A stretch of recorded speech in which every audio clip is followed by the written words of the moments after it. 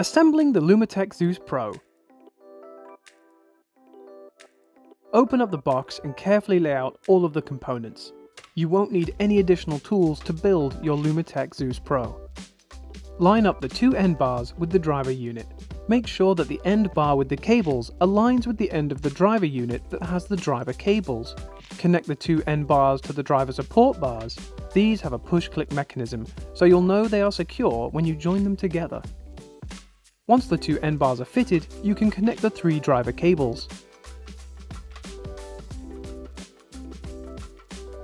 Next, attach the LED bars. For each one, first insert the plastic end and then fit the magnetic end to the opposite end bar.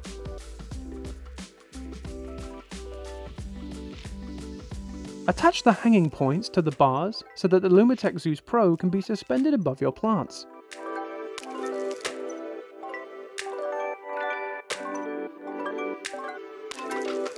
Finally, connect the remote dimmer switch and you're done.